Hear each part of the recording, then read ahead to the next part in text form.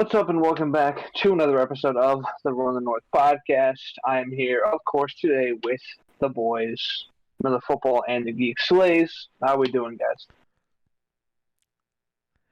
One of us has to go eventually. We really got to figure out who talks first here, Miller.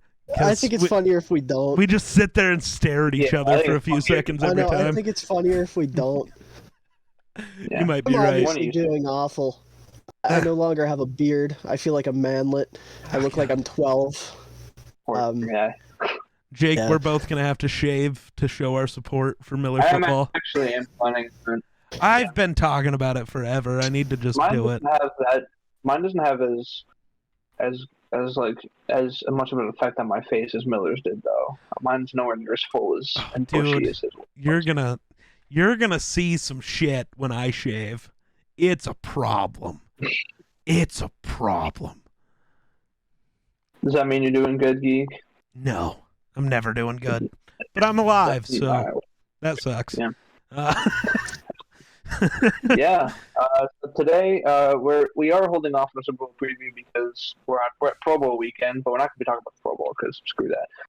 Anyway, we are going to be talking about the conference championships, though, breaking down our picks, if we were right or not. I think we all had the same picks, so we'll talk about those, talk about the games a little bit.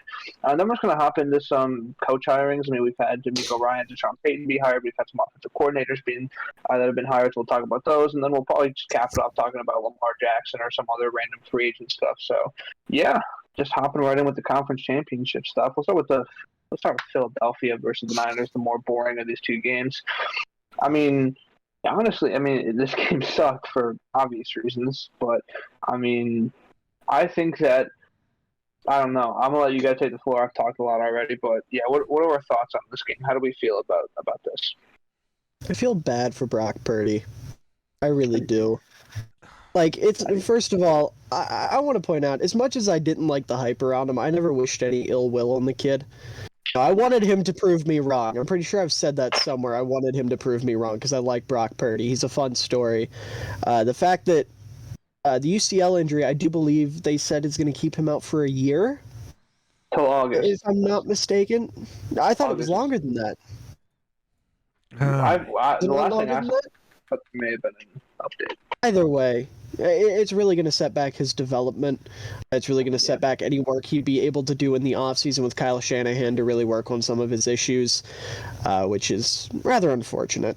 And I can't remember who it was during the game talking about how deflated the team was as soon as he went down, and that killed any momentum, any hype, any excitement they had. So yeah, that was a heartbreaker.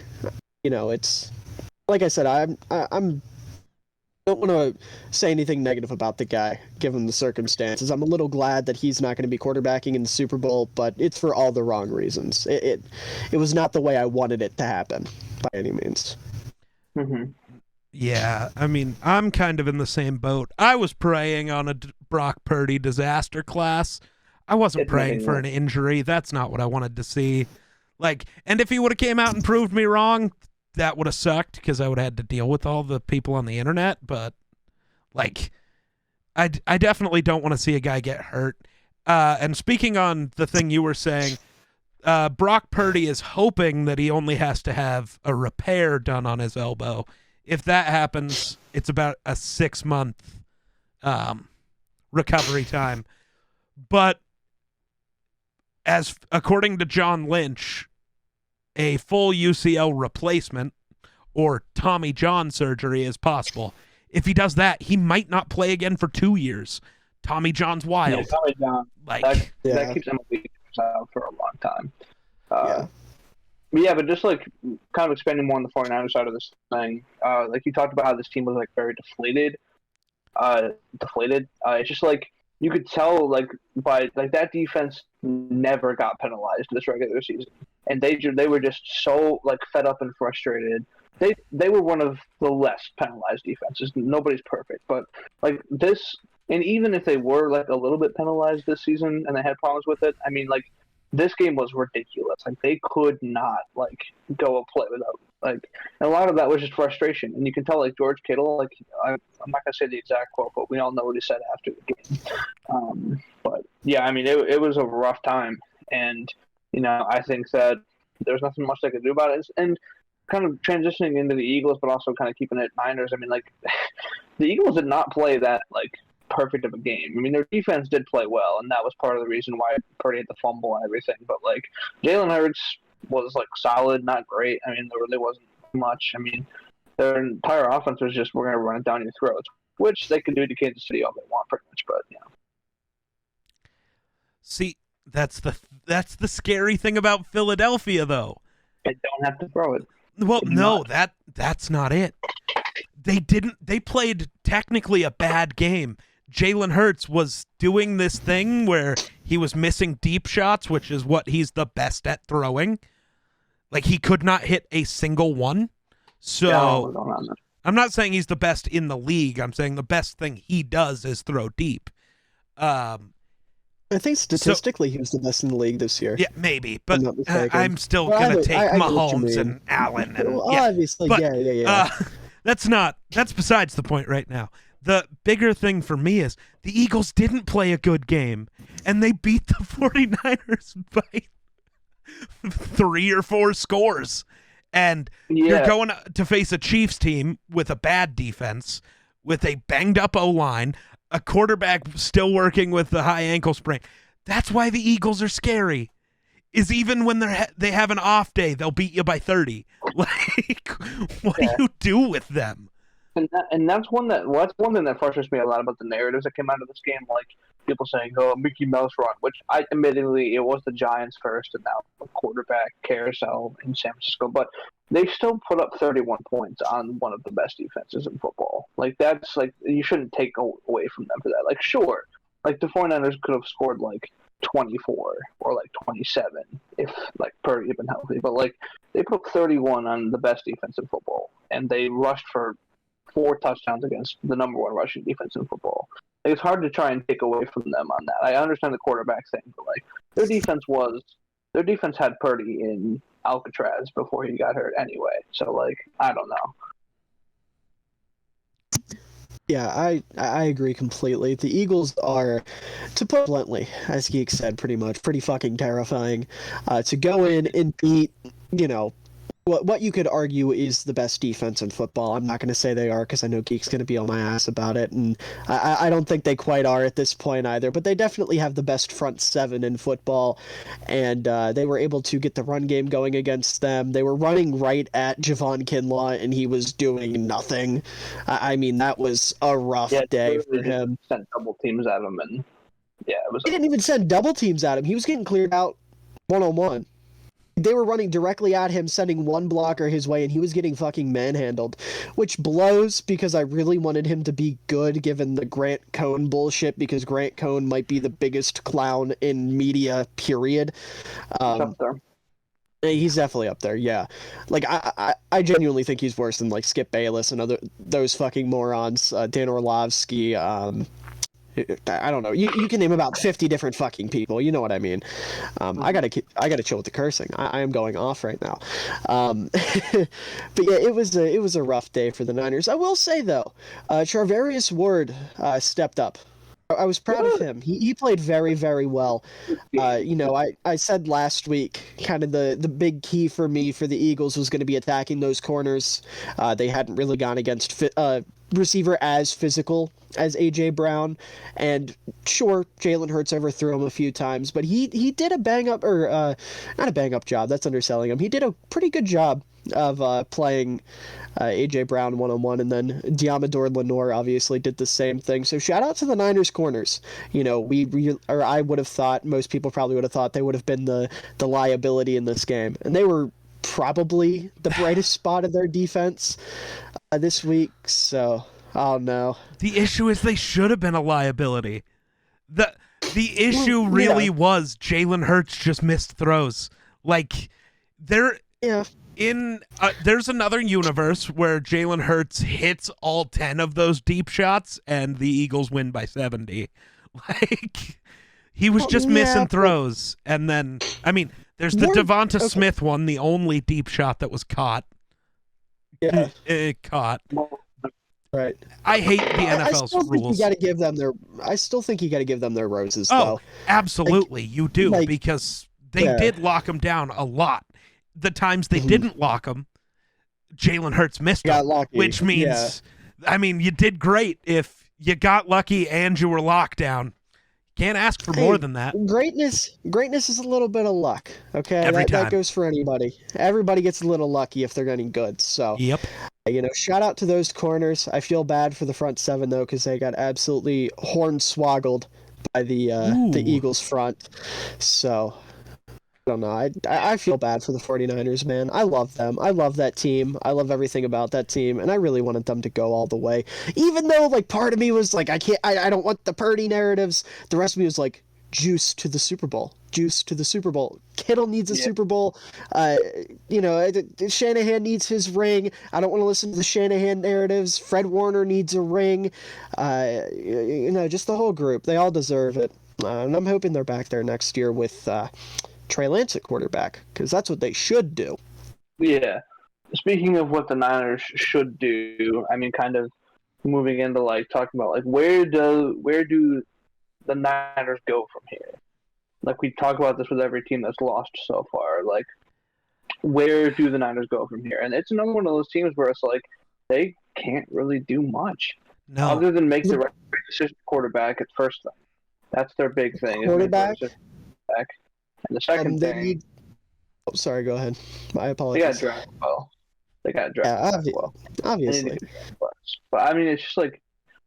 I don't know like who their key free agents are, but like let's look. I don't see a path to them getting too much better. I think those going to kind of be the same team, depending on how Trey Lance works out. But, yeah. Well, I think the big thing is they got to figure out what they're doing for their defensive coordinator. I mean, losing D'Amico Ryans is massive. He is probably the biggest reason why that defense was as good as it was this year. Just talking about the corners specifically, those corners on paper, skill-wise, are not fantastic. Amador Lenore and Charvarius Ward, they played their roles well this year, but they're not fantastic corners, yet they were one of the best press man duos in football, period. They were absolutely incredible in that regard. And then obviously, the front seven was great and whatnot. I don't know who they're interviewing for their defensive coordinator spot, so that'll be interesting. In terms of positions, I don't know what their key free agents are. Geek's figuring that out. I would say the biggest thing they got to worry about is getting a second defensive tackle, because I think the Kinlaw experiment has absolutely flopped, and you got to get somebody in there next to Armstead. Yes. So, first thing, the defensive coordinator search for the Niners. Apparently, they've requested to interview Chris Harris, the Commanders' defensive backs coach. Yes. They're interviewing Steve Wilkes and Chris. Good. Chris. I don't know how to say that last name. Not gonna try. Their own defensive line coach. They also interviewed Vic Fangio, but as we all know, he officially signed with the Dolphins today. Oh, he did? I missed that. Yep. Damn it. Do you know what Vic Fangio and Kyle Shanahan in the same locker room would have done to me? Do you know? Miller would have to call the doctor. He would have an erection for longer than 4 hours. I don't know. Oh my god. Sorry. Alrighty. Anyways. Okay. Upcoming free agents, though. Here's what matters. Jimmy Ward, their safety. Jimmy Garoppolo. Samson Ebukam? Yeah. Emmanuel Mosley. Mike McGlinchey, their right tackle. Aziz Al-Shair. Robbie Gold. Hassan Ridgeway. Tashawn Gibson, their other starting safety. Jason Verrett, who should have been their second best corner, but he didn't play again. That dude can't stay healthy. It's the worst thing.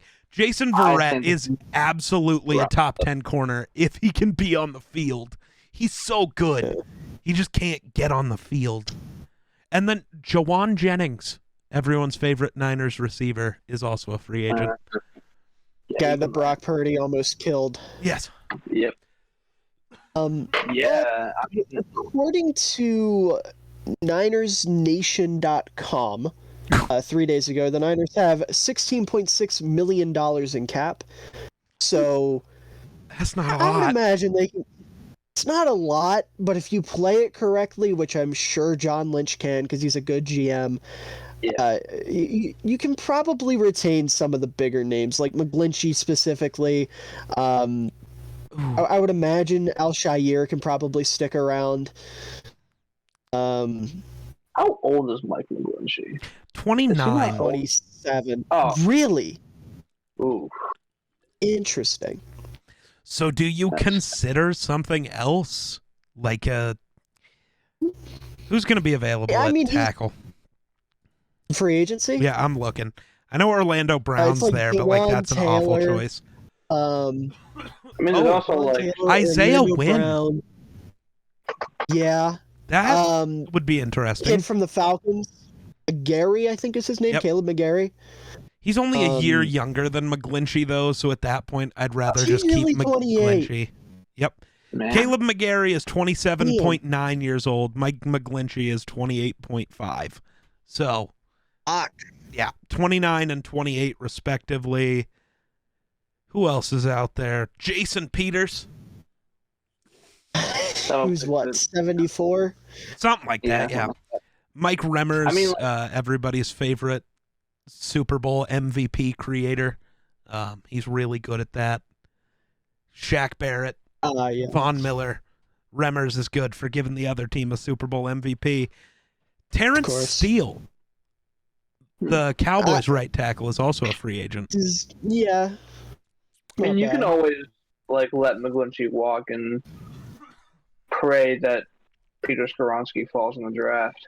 He's not going to fall to the third round. Round. They don't pick until the third round. No, because they CMC, and then their first round pick this year was to the Dolphins for Trey Lance. We're still seeing the fallout of that deal, and that's the pick that Denver just traded for Sean Payton.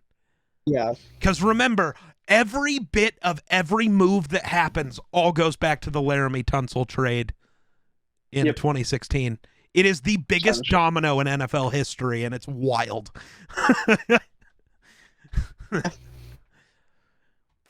But God, this year's free agency class sucks.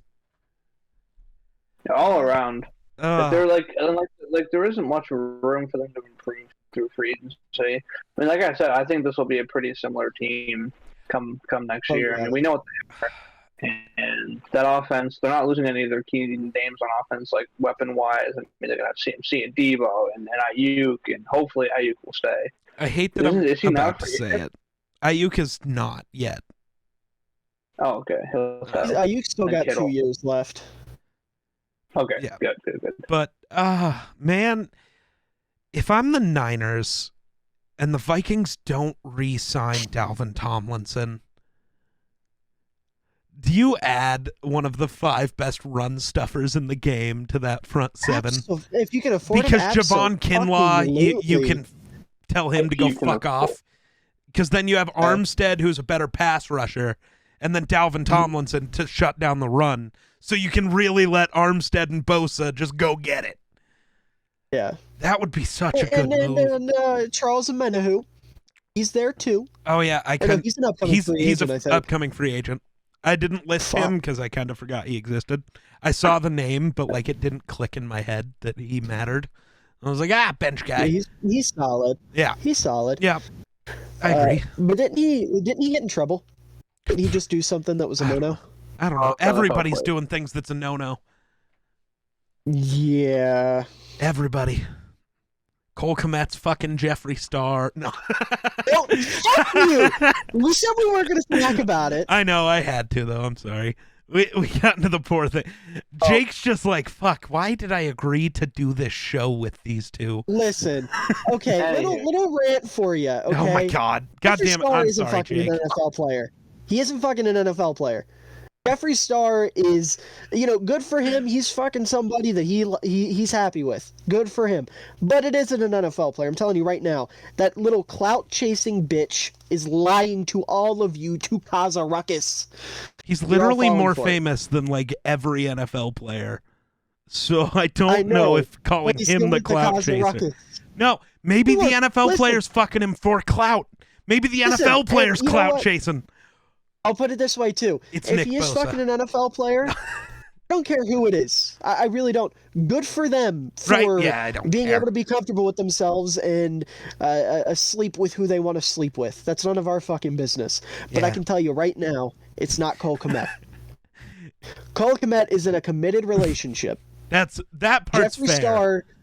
Jeffree Star has said that he doesn't sleep with men that are committed. That's fair. He said that. I don't know if that's true, but he did say it. So I don't know what's true. I don't know what. Yeah, you can't trust anything anyone says ever. That's all I know. Yeah, I can't trust the voices. Anyways, I hear voices. 49ers. I have no clue where Jake went. Oh, he's back. You just didn't want to hear. Were you just not in the that's mood? what it was. I was right about a minute who. Misdemeanor domestic violence. Oh, that's not good. It's only a misdemeanor. January 25th, though. So he verbally... I don't know what happened. I'm not going to speak in conjecture. I don't know either. But I don't know. It's a misdemeanor, so who knows? Like, at that point, it can technically just be verbal abuse, which isn't great, but, like, I don't know. The facts kind of matter. Yeah. Anyways. Yeah. God, I don't know what you do if you're the Niners this offseason. It's not much. I mean, give Juice a lifetime deal and make him your entire offense. Boom, fix the team. You're welcome. So I've seen a lot of both Niner and Vikings fans talking about a Trey Lance for Kirk Cousins swap. Stop this. I'm not even kidding. The 49ers fans are bringing it up too. Like, it's not just fans also think Brock Purdy's better than Dak Prescott. Right. So I'm not saying they're smart, but I'm saying that you pay for Kirk Cousins are probably saying, well, if he sucks, we still have Brock Purdy, so it doesn't matter. Well, that's what they're saying about Trey Lance. And the thing we know is Kirk Cousins is not going to suck. He's never sucked anywhere. That's not what he does. I'm not saying he's great, but he's not going to suck. I'm sure he sucked on his middle school team. Yeah. Probably not. It's also not like Kirk Cousins is the guy who's going to get you to the Super Bowl. Shanahan might believe he is, though. I don't. Miller football forgets this part. That Shanahan is more in love with Kirk Cousins than any other quarterback in this league. I know it's the baggage that I like to forget. The one fatal flaw. The one flaw of Shanahan. Yeah. But you guys remember that reality TV show Baggage or the game show Baggage? No. You've never heard of that? No. So the concept basically is like you would have one person. It was a dating show, right? You'd have one person was looking for love, and usually it was a man looking for a woman or a woman looking for a man. I'm talking like early 2010s. They weren't very progressive, and the person would be like, hey, tell me your baggage, and they would each have like a little briefcase, and the briefcase would have like a fun fact about him that was embarrassing. So it would be like, I like to do live action role play in the park and dress up like a goblin, or I still live with my mom, or something like that. And that would be the first round. And then the second round, you wouldn't have the person next to their bag, and the bag would just contain something even worse. And then they would eliminate someone, and then it would get to the finals, and then at the very end, the person trying to find a partner would have their baggage. And the person that won would have to be like, I accept or don't accept your baggage. And I don't know, that's just like my Kyle Shanahan baggage. If he was on there in the second round and I didn't see him next to it and it was like, I'm in love with Kirk Cousins, or I think Kirk Cousins is a really good quarterback, I'd be like, that's the one, get him out. And then I'd drop to my knees and sob because it would be Shanahan. So that's the other thing, though, with the Niners that you have to look at when it comes to that deal. What's been the Niners' problem for 4 years? What is your issue, Miller? Why did I just go on a rant about a fucking dating show from the early 2010s? I don't know, dog. I was just skipping over it. You were, yeah. I failed to see much relevance. But okay, so it's been a day. So they haven't had good quarterback play. They no, haven't had consistent that's not the issue. Play. What has happened with their quarterbacks every year? Oh, they fell apart. No, they get injured. What has Kirk never done? Ever in the NFL? He would have. Has he really never gotten hurt? He has never missed a game due to injury. He has missed one game, and it was due to COVID. He's basically Tom Brady. Ah, yes. Kirk, if I die, I die, Cousins. Yeah. Yep. Which has to be his answer in the pocket, too, with the way that dude gets split in half constantly. Like, fuck it, I'm making this throw, and if I die, I die. Yeah. I would say that, in my humble opinion, the 49ers should not trade their young prospect for No, Kirk they Cousins. shouldn't. But because I'm a Vikings fan, I'm going to argue that, yes, they should. Their Super Bowl window opens, and we have a franchise quarterback. This is a win-win. You can't have a Super No, Bowl 'cause win. it's a lose. It's a lose for everybody because then we all have to collectively root against Trey Lance. Yeah, Why I do don't we wanna have root to against collectively root against Trey Lance? I will He's in actively root against Minnesota. Trey. Okay, Yeah. do you want me to start rooting against Justin Fields? Start calling I him a don't running I already back? do. I already do. I'll just call you racist. I quite literally, I've actually been respecting Fields recently. To be fair, I put him at a pretty generous spot. Yeah. It's all right. The got Packers a make it wonderful easy. quarterback, They have a man. lot of players that are easy to talk shit about. And you Right. can't even be mad. Like Quay Walker, And- shit human. Gonna talk about him. I mean, and I mostly do it too. Right? Like, So that's Yeah. the thing. I Oh, miss man. Jordy Nelson. I used to have a Jordy Nelson poster right there. Now you have Sure. Aaron Rodgers. Disgusting. I actually, yeah, Aaron Rodgers is not a bad person when I put that up, but fatheads are I mean, virtually. he's not that so- terrible of a person now either. I have said this so many times. No, he's he is just not a an bad annoying egomaniac. He's not even. Is he even an egomaniac? He is just. I don't someone know, who but that's the narrative I push. Because that fuck is his own Rodgers. belief, Okay, and let those, Jake talk. and those beliefs happen to just Alright. be pretty weird. Right. Like I do not dislike Rodgers because he believes different things than me. That's kind of like goes Right. against everything that I believe myself. Right. Right. Like so like he's a strange person, but Yes. he's not like a jerk. It's not like he's like going in the Lambo and his fans are like Rodgers and he's like, hey, screw you guys. Like I'm not I signing mean, your jerseys. he is a dick to Bears fans, but let's also be honest. The Bears funny. fans that caused him to That's funny. scream that deserved it. You don't flip Yeah. the dude off and expect him not to yell some shit. Yeah. Like, that's your own If he's fault. in that end zone, you're Yeah. screwed. It's over. So, I don't know. So, It's the thing I with love Rodgers story. that most people have been bitching about is this whole he's taking so long to make the decision on if he's going to retire or not. It's a He's hard not- decision. If to make. Brady would actually take the time and think about it, we wouldn't question it all the time.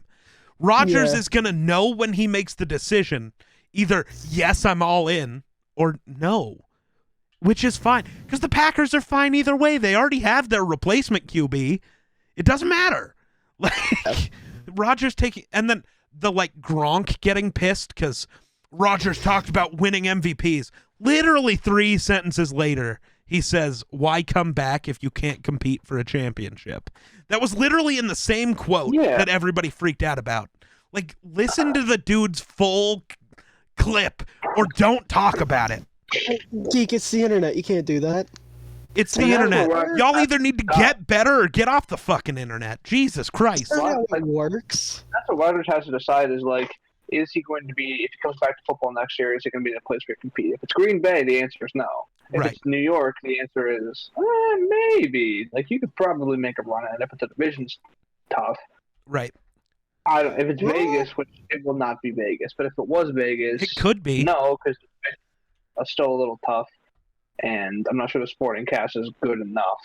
Oh, that supporting cast would be better than any cast Rodgers has ever had. Yeah, but what I'm saying, that's what I'm saying. It's like Vegas and New York are both better options than the Packers. So Yes. Yeah. if Rodgers, like, if the front office is on the same page as Rodgers when it comes to him getting traded, then he'll probably come back next year and just play for like the Jets or something. And I'm fine with that. If we get like right now, like this, we're completely off track, but I want to say this. Like Rodgers, like this is the highest value we're going to get out of him in the next 2 or 3 years because he will continue to regress because he's getting Mhm. older. It's just going to happen.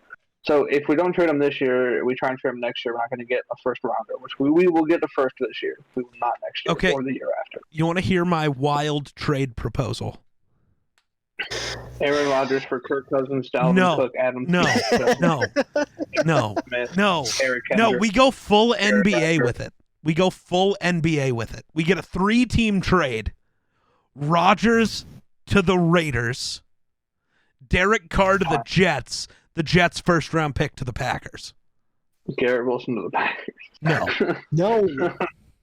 Buffoon. Maybe they'll give you Mekhi Becton, and that's only because they don't know if he can walk again. Because every time he takes a step, he gets injured. Yeah.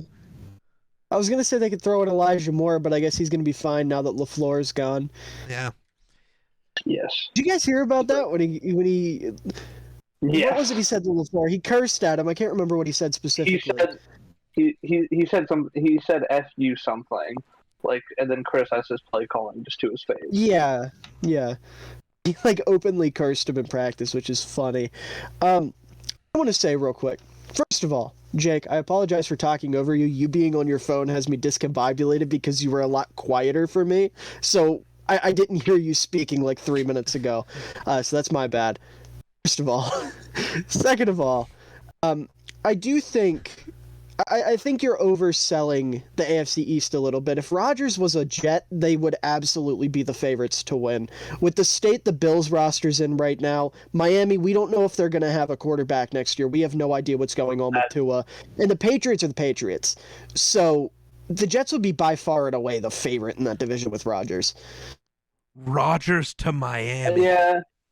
I mean, I guess I'm just No, I wouldn't like the Dolphins. I'm just maybe I'm just taking the positive Tua news too far, but I don't know. If I'm Tua and I just had to deal with concussion symptoms for over a month, you got to sit down and be realistic with yourself. Is it worth ever suiting up again? It's not a knee injury. It's not an ankle injury or an arm injury. It's your head. Yeah. That's not something I'd want to fuck around with. But what I think would happen if Rodgers were to be traded to the Jets is that last year or the year before Brady's last year in New England when the Bills had just gotten really good and they went back and forth and it came down to the week 18 game. They just ended up winning and winning the division.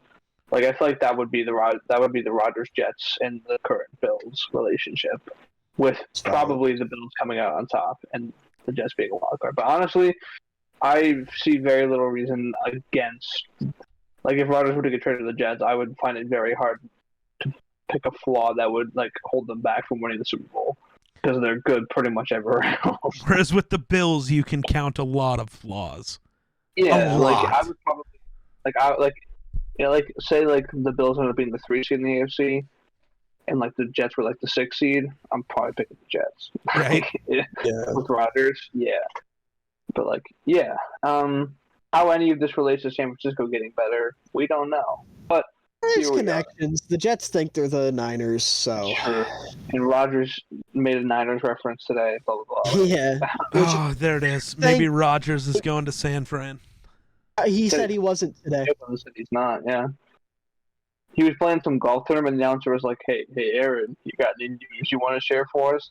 And he just looks in the camera and goes, "I'm not going to San Fran," and then just hits his golf shot. Nice. NFL Rumors has got something for us again, boys.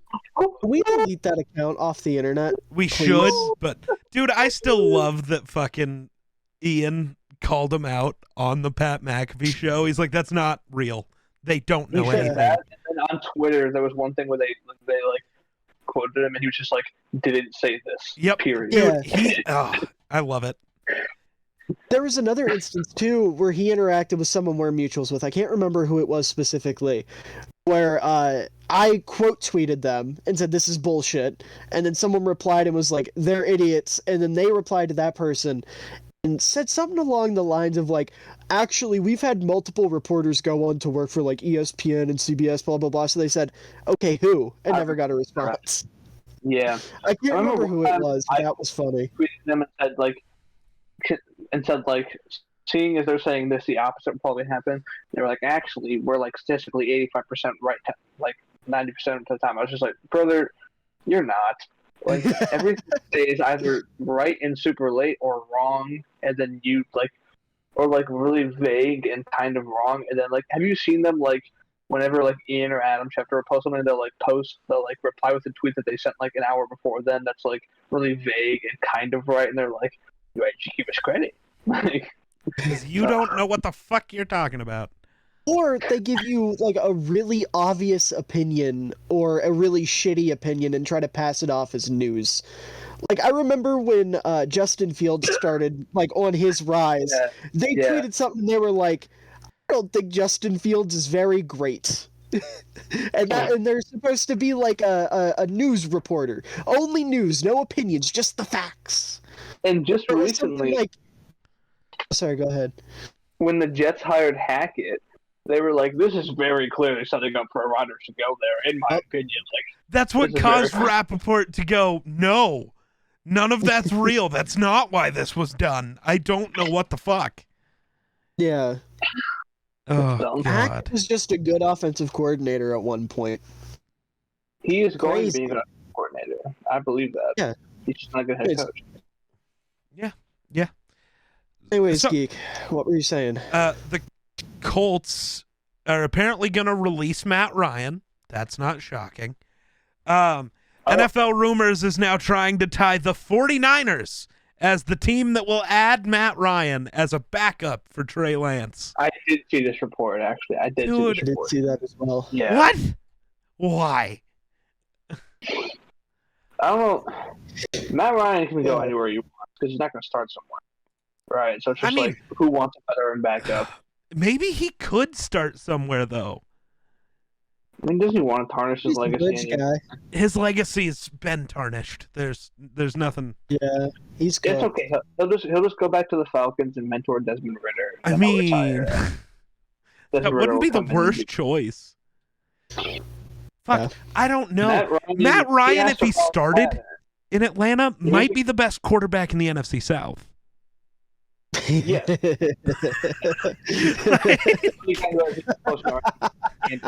It's funny because it's true. Right? Like, you got Jameis, Matt Corral, and Kyle Trask right now. It might not even be Jameis. It might be Andy Dalton because Jameis has been healthy and they still play Dalton. Well, and Andy Dalton is better than Jameis. People don't get it, but he Andy is. Dalton right now is the best quarterback in that division. Yeah. Depending what the Panthers do if they draft like Will Levis or somebody. But I don't know if I would take a rookie over Andy Dalton right away. I wouldn't. Well, it depends on the rookie. Maybe if it was Trevor Lawrence, then maybe. Has to follow in Carson Wentz's footsteps and go to the Commanders next year. Oh, God. No. Yeah, so either do the Philip Rivers and retire or go to the Commanders. This is the way. No. They're running it back with Carson Wentz. Listen, everybody gangsta till Wentz is a Viking. Wentz will never be a Viking. You say that. Dude, he doesn't fit at all. The reality is, I want to say we're going to draft a QB at 23, but I really doubt it because Richardson's going to end up in the top 10 somehow. Levis is going to end up in the top 10, and we're going to end up, I guess, maybe at pick 23, we take fucking Max Dugan because he got that dog in him, I guess. You remember those memes where, like, NFL Twitter would, like, find a Kirk Cousins variation for every quarterback?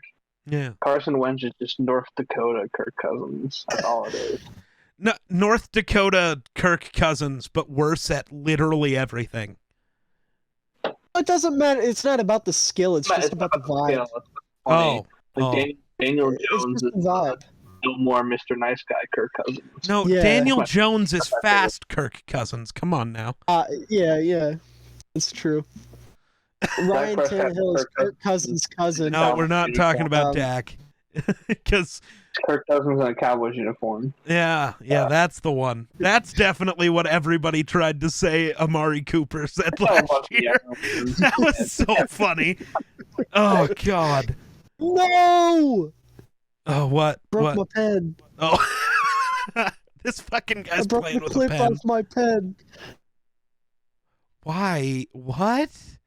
Dude, okay. Broke the I'm just clip off the scrolling next through week. NFL rumors because it's interesting. Why? We have like playoff teams to be talking about. Oh, we lost Jake's Jake. Oh, now Jake is Yeah. me. Yeah. Okay. Jake talked sports. Oh, he has returned. He's once again talking sports. There we go. Apparently, the Rams are the team to watch for when it comes to Mike White. Okay. No, but why though? If we're being honest, why wouldn't the Rams just sign Baker for $5 million to be their backup? He did actually really good there. Why would they not just keep the guy who now knows the system? Because sources. Ah, gotcha. We don't think, right? We just tweet, right? I'm fully convinced NFL rumors like simulated a Madden offseason, and all of their takes and tweets are just what happened in that league. We should start just copying and pasting Ian Rappaport tweets and like slightly changing the wording. Yes. On the Run the North account, and just like replying to Ian Rappaport being like, "Oh yeah, oh yeah." Source. Run the North said it first. The New York Daily News, this is according to NFL rumors, the New York Daily News reports that New York Giants defensive coordinator Wink Martindale is the front runner for the Colts head coaching vacancy. Seeing as Jim Irsay has not sat at a single coaching interview other than Jeff Saturday, I'm going to say you're wrong. I just saw an NFL rumors tweet this morning that said that Jeff Saturday was the front runner for the job. So this is really funny to me. Which is it, bub? Right? And is he even... Okay, at least he is interviewing for the head coaching job. I genuinely had not heard anything about Wink being a actual candidate for any actual thing. So... Yeah, there's no shot Wink's head coach somewhere. He's a DC all the way. I'm sure people said that about Fangio and Zimmer. Well, he shouldn't be. Put it that way. He shouldn't be. No, he should be for about 5 years. Because that's about how long it takes for Fangio and Zimmer type guys to lose the locker room. How long was Rod Marinelli a head coach? That's the original archetype there. At least to me. I'm sure there was plenty of coaches longer than you would. that, Oh, that's not who I thought it was. I don't know why. Who the Rod fuck am I thinking? Marinelli was the head coach for 3 years. Yes. Detroit. Yeah. He won 10 games in 3 years, including the 0-16 season in 2008. Yeah, but he's a hell of a defensive coordinator. Sure. Love me some Rod Marinelli. Anyways, Eagles dub. Niners. Eagles good win game. Eagle good win game. They did win the game. Hold on. Can I say something about the Bengals real quick? That's where we're moving Bengals, not so good, lose game. I was going to say, yeah, the Winsanity run of the Bengals good win game has finally come to an end. So let's move into that game. It's Burrover. It's over. It's Burrover. I like that. That's good stuff. I mean, listen, man, this was a good game, but ultimately, the Chiefs' defense was the deciding factor somehow, some way. So they stepped up. Chris Jones had his first playoff sack this game somehow. Don't you dare. We'll talk about the refs when we're done with all of this, because the refs were not good in either game. But they also were not the deciding factor. I don't know why people are doing that. And, like, ridiculous. Burrow, again, just, like, you have to play a certain level of game at quarterback to beat Mahomes, and he did this game. You know, and it's similar with like Jalen Hurts. Like if Jalen Hurts plays the kind of game he played against San Francisco, I know that the Eagles can win in different ways, but I mean, I very rarely count Mahomes out. You know, it's going to be hard too when we do our Super Bowl preview next week. But like, I don't know. It's just like Kelsey, he's so good, and Mahomes is so good, even on one leg. And Andy Reid's the best head coach in football, and it just seems like everything kind of clicked for them, and they kind of just shut up the very, very annoying fan base of the Cincinnati Bengals. I kind of thought they had to stay in the bag. So, yeah, that's my take. Yeah. I mean, it's unfortunate. The Bengals are fun. I liked them, but then, like you said, Jake, their fan base pissed me off, so I don't think they actually deserved to win this game whatsoever. I just want to say real quick, before we start talking about other things, I feel really bad for Joseph Osai, because that dude was hooping. He had a hell of a game. And then one goofy little mistake at the end of the game, which granted was a bad mistake, kind of become the kid's legacy. Yeah, but I also promise you, I don't care what player it is, every player does the same thing. Full speed, barely touched him. Mahomes pulled his best LeBron and flopped like a fish. That's fair. That's fair. But obviously that's not going, or that hasn't been the narrative, and that's not going to be the narrative. But you're absolutely correct. I don't put any blame on Osai, truthfully. Well, that's not, I put a little bit, but not as much as the consensus seems to be. The kid did fine. Again, 22 years old. This is his first full season of football. He had the best game of his career in the biggest game of his career. Yep. I mean, he deserves his flowers. And to see the way some people were treating him, who was the fucking linebacker? Was it... Jermaine Pratt. Shit. Yeah, fuck Jermaine Pratt. Okay? What kind of teammate is running their mouth like that in the locker room? It's ridiculous. You can be upset. I understand that. But first of all, you don't do that when the cameras are on. You don't throw your teammate under the bus like that when the cameras are on, especially if you're supposed to be a veteran leader on that team and it's a young second-year technically you can say rookie, but second-year player that made that type of mistake. And you certainly don't fucking curse at him. Don't hit the fucking quarterback. Shut up. Dude, talk to him later. If you're a real leader, you sit him down and say, hey, bud, listen, hell of a game. You made a mistake. Don't let it get at you. We're obviously not happy with the outcome of the game, but we could have also done this, this, and this that would have changed it. So it's not your fault. You're not the reason we lost the game. That's what a real team leader does. Like, was it BJ Hill who sat by him during the presser or during the post-game interview? That's what you're supposed to do. That is a good teammate. That is a good team leader. It's ridiculous. So we can all agree Jermaine Pratt is gone then, right? Because he's a free agent. Has to be. There's no way you bring him back, right? No, absolutely not. He said it in the rant. He did say it in the rant that it was his last year. But... It's my last year. Like, come on. Like, yeah, it's mine. But I mean, he's a solid linebacker. I'm sure the door still would have been open for him to come back if he was interested. But now, no, you send him packing. He gone. Yeah. And the shitty thing is, the Bears need linebackers, and if we sign Jermaine Pratt, I'm going to be so mad. No, you're trading for EK. No, I think you mean we're signing TJ Edwards. No, you're trading for EK. You're giving us the number one overall pick for Eric Hendricks. We're not joining in on your weird divisional incestual trade fetishes, okay? That's for you in Green Bay and Detroit. We're staying away from that. Smith and Jigba with the number one overall. Wow. Josh Downs. Nathaniel Bell. Dell, whatever his name is, like the 15th. I will take Cody Mach. No, you'll take who's yes. Miller wouldn't even be mad. He couldn't be mad if that's what the Bears decided to do. What, to Connor Lepke? At number one, yeah. Oh no, I'd be ecstatic. I'd cry for Kari, but I mean we're getting the second coming of Juice, so you win some, you lose some. Fuck. I was gonna make myself a cup of coffee, but I don't have any water in my coffee pot. I'm sad. Mid podcast. Well, yeah.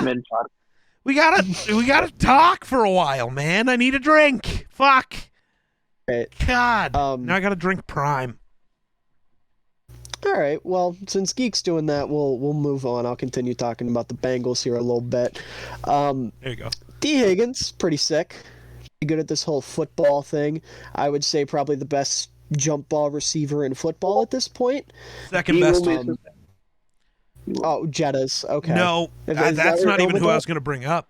Oh, okay. Who am I missing then? Because I just assumed with you it was Jefferson. The Who am I missing? the best at it Who am has I been blanking for on? I'm 6. blanking. DeAndre Hopkins. Yeah. Oh, okay, yeah. Okay, you're right. I know he's a Sorry, little older, but he's only 30, and I'd still take No, D-Hop at the catch point. he's just not in my mind because the Cardinals are a dumpster fire. I'm Valid. not thinking about most things going on over there. You're right. Okay, second best jump ball receiver in football. He's fucking awesome. Love him in Chicago. Never going to happen. But we love T. Higgins. He's one of my favorite players in football. Quick question, Miller. Let's say the Cardinals fall in love with Will Anderson, right? Mm-hmm. They call up the Bears and say, we'll give you the number 3 overall pick in D-Hop. Just that? Just that? You're dropping 2 spots and you're getting a top 10 receiver. I'm saying Yeah, no. but to be fair, 30. if the Cardinals don't trade up, depending on who the Bears like between Anderson and Cardinals, will get Will Anderson anyway. Maybe. Yeah, I don't still think see that a world where the Texans don't draft a quarterback. I really do. Possible. I don't know. I'm not trading down for just D-Hop. No, absolutely not. 'Cause you're going to get way better offers than that. And yeah. I mean, yeah, D-Hop's great, but I mean, he's 30. Personally, I would rather get a receiver that can grow with Fields. Maybe that's just me being a little nitpicky, but I would rather have a receiver who can grow Fields. I mean, yeah, I see that too. But JSN isn't growing him. There are you're receivers right. like T. Higgins could do both. Like Brandon Ayuk could do both. Yeah, that's kind of more what I'm leaning towards. I'm not saying I'm pro JSN or something. It would be cool, but that's definitely not my first choice either. Maybe my second choice is like go JSN or something, but no, I wouldn't want a 30-some-year-old receiver coming off missing half the year because he took PEDs because he's starting to lose a step. What about the 25th pick? We're not doing that. The NFL literally said he tested positive for PEDs one time. They tested him in all 18 games. He popped positive one time, and it was a percentage low enough that it didn't affect him at all.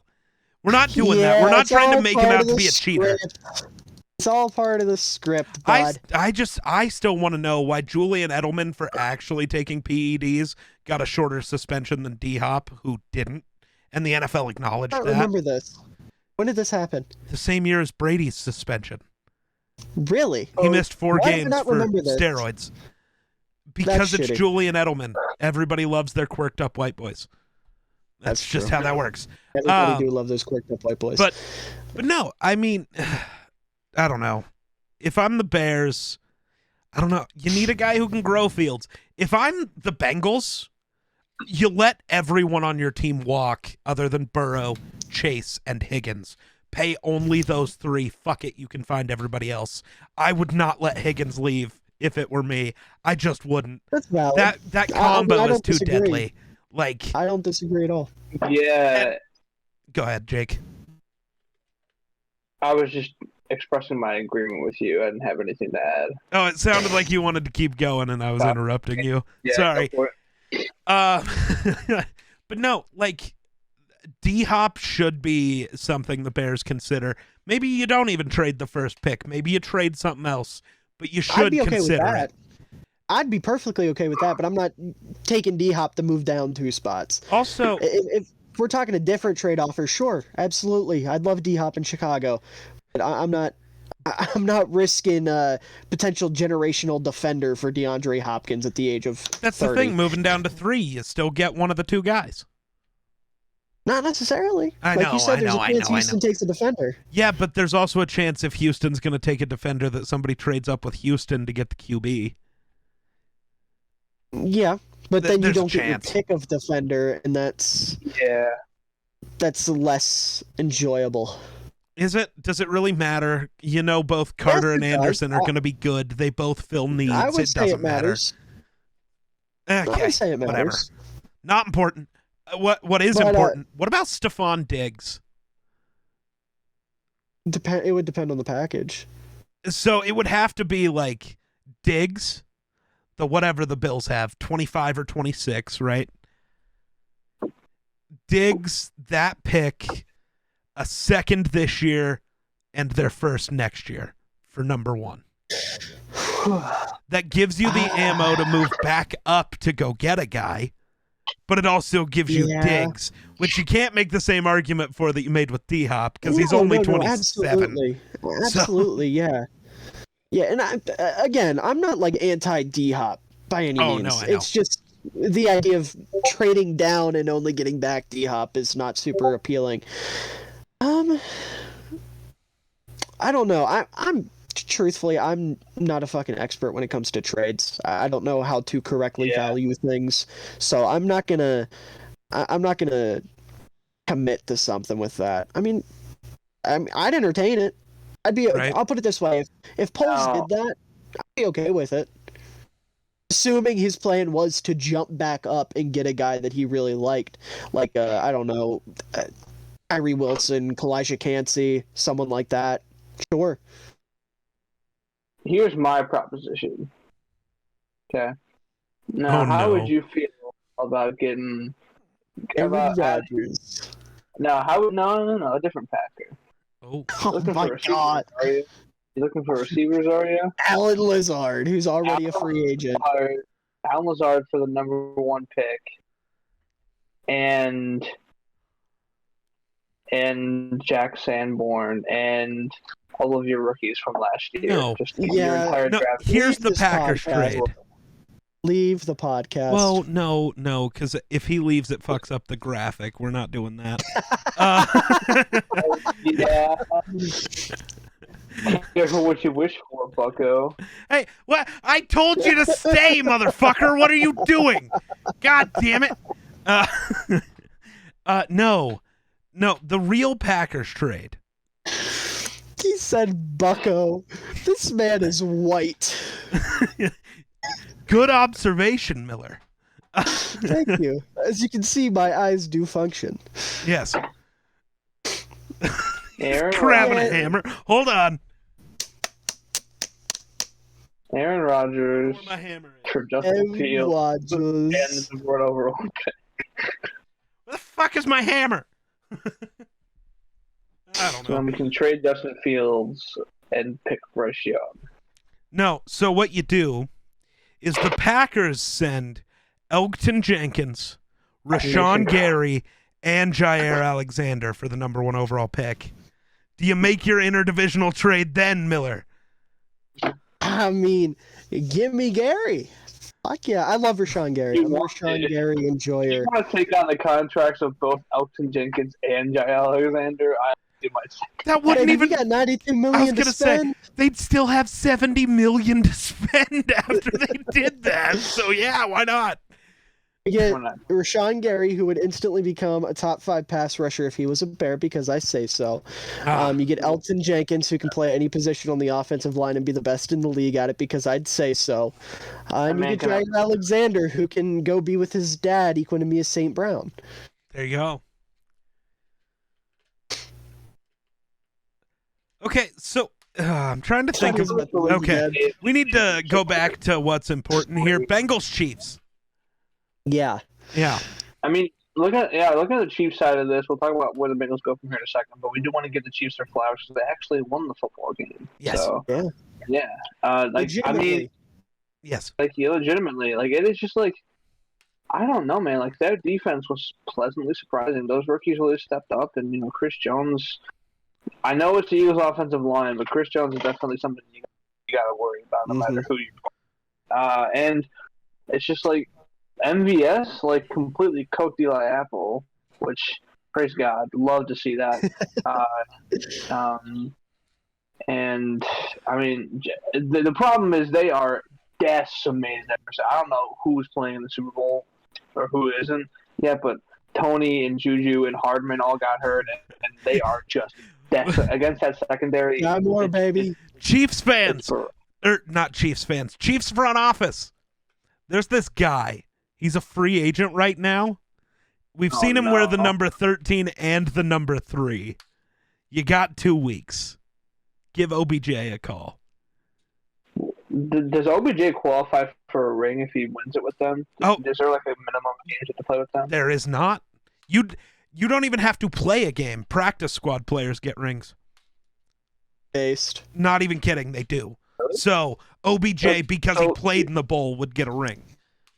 So technically, hypothetically, if the Browns had won the Super Bowl this year, Kellen Mond would have the same amount of rings as Aaron Rodgers. Yes, sir. Yes. I hate that. I hate that. Fuck, Jimmy G has more rings than Rodgers. I also hate that. Yeah. Yeah, everybody hates that. But no, so my thing with the Chiefs, the fact that so like you were talking about with MVS, there's a video of Jermaine Pratt on the Bengals sideline literally calling MVS the new Tyreek. He goes, Mahomes has turned MVS into the new Tyreek. You good, Dave? Do you know how fucking incredible Mahomes is to have people thinking MVS is Tyreek? Okay, Miller, you have been broken. What is going on? What happened? What'd you see? Guess who gets a ring if the Chiefs win? Somebody incredibly stupid. Mir Smith Marset. Let's go! ISM! Double agent ISM! The And more importantly, DiCaprio Boodle. Who? DiCaprio Boodle. Who the fuck is that?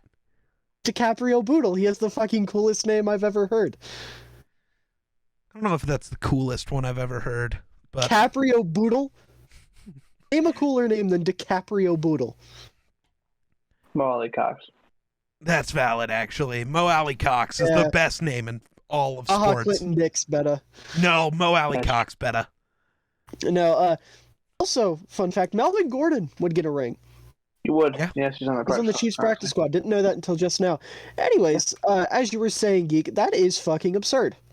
Right? MVS, okay, I will say, I think MVS is, like, decent. But no. The fact that He's okay, but Tyreek is Tyreek. Right, like, the fact that you got people seeing ghosts with Mahomes. Like, dude, Mahomes is on a busted-up ankle with a shit O-line, playing with nobody at the end. I mean, you got Sky Moore, who does apparently got that dog in him.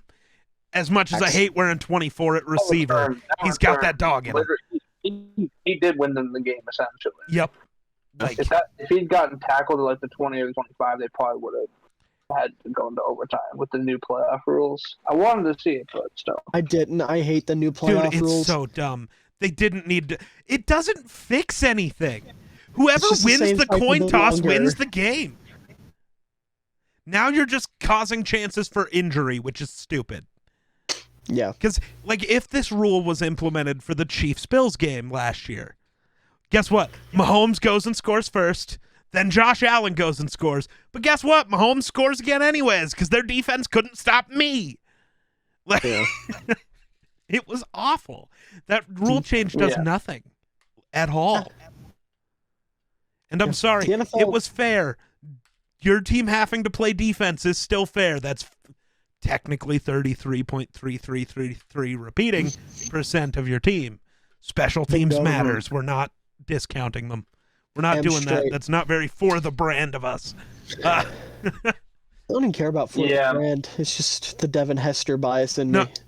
I was a kicker, so it's the bias of I was a kicker. So we're not disrespecting me. Disrespect the kickers. Just prefer kick returners. And also fullbacks get a lot of their... It's true. That's where all the CJ Ham snaps come from. Yeah. Yeah. But yeah. Oh, go ahead. I was just going to say, speaking of Chiefs rookies that were hooping, Pacheco.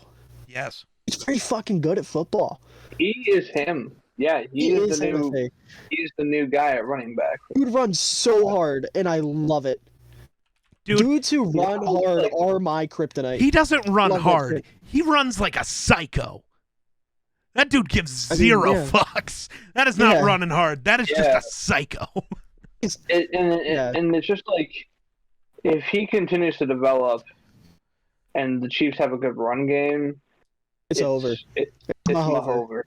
gone. Like they are going to dominate the AFC for years. If they have a solid running game, I think like the Bills got a solid running game. Like if the Bills could run the football effectively with like an actual running back, they would probably be a lot more dangerous too. But if the Chiefs do it with Mahomes and Andy Reid, it's a homer. It's A homer. I don't even know why I said that. Dude, there's a bigger. We're leaving out two other, like, very impactful rookies from this game. Oh no, absolutely, go for it. The fact that the Chiefs rookie class is this fucking good is insane. We're leaving out three. Karlaftis had a good game. Trent McDuffie was fucking unbelievable, and I hate it. Baller. Absolute baller. That one play he made, like I think it was the first possession of the game where he like read Burrow's eyes on that throw like over the top to Chase and like got up and tipped it and like had like a huge vertical. And was he the one who tipped that second Burrow pick? No. It was a rookie to rookie. Who's the other one? So I don't know the other rookie corner's name, but it was Brian Watson, Cook, right? the rookie safety, who broke the play up and allowed the pick to happen. Jalen Watson, right? Yeah. Yes. Yeah. Well, they had the big pick six against the Chargers early in the year. Yep. Hoopers. Well, yeah, Who else is? Brian Cook Did was Leo not like this, Chenal right? do anything? That's the one that matters. I don't think he did much. I don't remember his name. Has being he called. ever done anything? That's the real question. I don't People know. like him. It's just, I don't love think he Chenal. much- Chenal was my second linebacker coming out. My LB2. Loved me some Chenal. So he did not get a single snap in the playoffs at all. Oh. Not true. He was in on 82% of special team snaps. That makes sense. In the regular season, though, he started 8 games. Did not know that. He had 1 sack, 35 tackles, 3 tackles for loss, and 3 QB hits. Yeah, that's the only bad thing with him is he's shown in the NFL to be kind of one-dimensional. He's really got to work on his coverage, which sucks because, unfortunately, the days of downhill run stuffers are gone, which hurts my heart. Unless you play in a 3-4. Look at what the Vikings did. Yeah, I mean, you go you EK need a and you very go Jordan specific Hicks. role. Yeah. Yeah. Or, fair. like a team like, I don't know, like the Ravens. Like swap him and Patrick Queen. That'd be great. Because you can let Roquan play entirely as a coverage guy. Or even the Niners with Fred Warner. You let Fred Warner and Greenlaw just play pass coverage. And Chenal just, fuck it. You go stop the run. There you go. Valid. But I don't know if he fits into that role on the Chiefs defense. My point was more like being your dominant linebacker. I should have specified a bit, but you're right. In specific instances, downhill tacklers, downhill linebackers do still work. But I hate that Chenal ended up in Kansas City. That was a shitty spot for him to land in. Yeah. Well, loved him in Chicago. Just saying. Him and Sanborn sticking together? You wouldn't have had both. I don't know. Sanborn was a UDFA. It's not like we drafted Sanborn. That's a good point. I kind of forgot about that. Yeah. And it's not like they would have been playing the same position either. In our defense, I'm sure they would have tried to move Chenal to... shit. Oh my god. I'm blanking completely. Yeah. Sam linebacker. Strong side linebacker. Jesus Christ. All right, first year in a 4-3 since my childhood. I'm already forgetting the titles of the linebackers. It's the Mike, the Will, and the Sam. He would have been the Sam backer. Sanborn would have been the Mike, and then you got Morrow as your Will backer. Okay. My brain broke for a moment. Apologies. Anyways. The real answer here, Mahomes good, win game. Mahomes good, no, Mahomes and Reed good, win game. Yeah. And... So, looking at, like, the losers of this game, okay, the Bengals, again, they're just one of those teams, like, you look at, like, where do they go from here? It's like, what do they do to, like, get over the hump and win a Super Bowl? I mean, because they ran a Super Bowl last year. Line again? Well, the first thing you do is you cut Lyle Collins. That'll save you a bunch of money. Terrible. So he's gone. Eli Apple is leaving, which is probably a good thing, but it could be a bad thing. Sometimes he makes plays. Well, I'm not too worried about it because Cam Taylor-Britt was hooping. He was. I think he's going to be a fine fill-in. Well, Cam Taylor-Britt's solid. All right, who else did they lose? Jesse Bates and Von Bell are gone. 100%. I think. He's Yeah, I got think Dax both of Hill coming up for Bates. Yeah, but And Dax then- Hill, when he was on the field, was not good. I don't remember paying much attention And to not him. specifically in missed this it. game, just overall, he's been on the. Ah. Not specifically this game. I don't know if he played this game. Don't Yeah, remember seeing I him. was gonna say, I'm I just didn't- meaning this year. He was not I'm great. gonna have to go back and watch because I didn't pay a ton of attention to him this year. If I'm being totally honest, Right. I just remember he was a dog coming out. He Uh, underwhelmed. Yeah, but it's That'll like- make me sad. I like Dax Hill. patching up their line, improving their secondary a little bit because they lose Eli Apple. It's not even improving. It's just salvaging. Yeah, Well, their O-line's not that bad. The injuries, again, killed them. No Jonah Williams and no Lyle Collins is why they lost this game. but Jonah Williams wasn't even that fantastic this season. Yeah, the No, dude but they I had promise you stepping he would in have been for better. Williams. He was better. He was great in that first playoff game. In the Yeah. Bills game. He was not. He was the worst player on their offensive line against the Chiefs. Lord, I got to go back and watch this game. I missed a lot. Yeah, but like I Listen, don't in my even think defense, I was zoning in and out, so That's fair. I definitely missed that. I was more in awe of Mahomes than paying attention Yeah. and in awe of Chris Jones. Not I mean, very it's good like analyst that of me. Geek is like- Sorry. their God. priority should be like Burrow, Chase Higgins, like that's it. Yes. And And then maybe, like, if you're picking defensive guys, Logan Wilson is maybe your best defender. God, I love being able to say that. I'm glad he's so good. I don't know. Are we calling him the best guy there? Because Reeder, Hendrickson. Well, okay. I So would think Hendrickson is not. He's really good, but he's not great. He benefits Fair, from okay. and DJ Okay, Reeder yeah. is DJ Reeder is definitely the other guy in consideration. I don't know. Reeder's not a great pass rusher. He's only a run stuffer. Whereas Okay. Logan Wilson can run stuff and he's really good in coverage.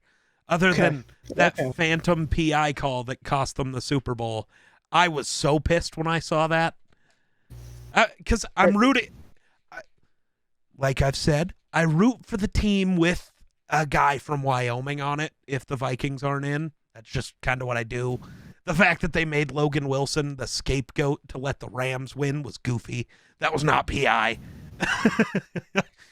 I was mad. I was fired up. If we want to give Logan Wilson the edge for being a little more versatile, so to speak, I Also can the get behind that. age, because DJ Reeder's 30. Yeah. Okay. Logan Wilson's 26. So, like, age matters. Yeah. Fair. Going back to the free agents, though, Jesse Bates, Von Bell, Eli Apple, Hayden Hurst, Samaje Perine, Jermaine Pratt. That's mostly it for starters. Yeah. But I mean, when you like- look at like what we're saying, like could improve this team for next year, this year is exactly the same thing we said after they lost that Super Bowl next year. Yep. Like, Improve the improve the O-line. offensive line. Secondary needs to get better. Cup torched us. The reason why they lost the game, last possession of the game, Cooper Cup just caught every single pass and won them the game. So like, are they actually going to do that this year and get over the hump? I don't know, because they actually like regressed from last year apparently because they didn't make it to the Super Bowl this year, and so I mean I don't know. They had another team where I don't see like too clear of a path to them getting much better. They definitely didn't regress just because they did. You got to remember, last year's Super Bowl run was a Cinderella story. They did not Yeah. belong there. This year, they actually they belonged at the table of contenders this year. Last year, they didn't. Last year, they jumped out of nowhere. I would Yeah. say they improved. It's just this time they couldn't get over Mahomes, which isn't surprising. Yeah. Okay. Yeah. I agree.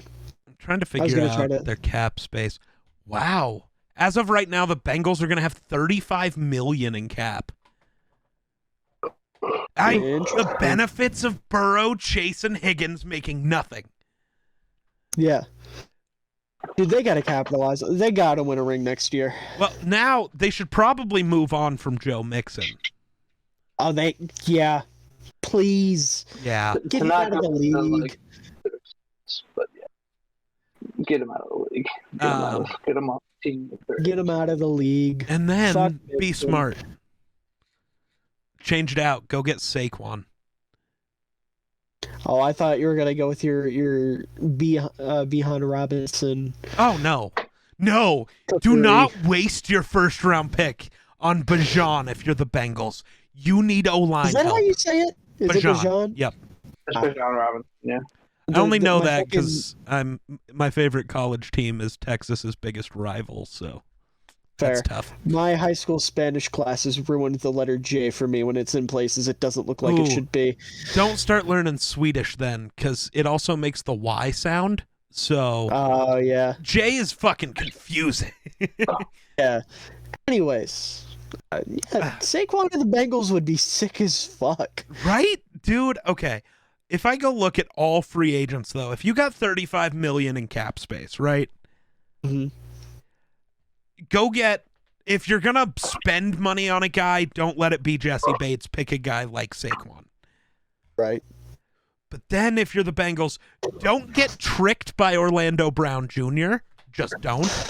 It's not going to work out. So the Bears aren't the team that does get tricked by him. The Bears are getting tricked. I'm sorry. No. You will be signing him to a... No. Stop speaking it into existence. I have to speak it. I need someone for Daniil Hunter to beat every game all the time. Sorry. Too bad. So sad. I'm trying to see here who would help that team the most. I mean, a guy like Mike Gesicki could be interesting. Yeah. Just for like a year. Yeah, I mean, the way Zach Taylor runs his offense, he clearly doesn't give a fuck about people other than offensive lineman run blocking. So that's a solid fit. Yeah. Who are the free agent safeties? Because if you're going to have to replace just one, let's say they run with Dax, right, as one of their safeties. I mean, CJ Gardner-Johnson could be a guy you go spend your money on because he would not demand near as much as Bates. Bates is a top 5 safety. Like, that dude's going to make money. Yeah.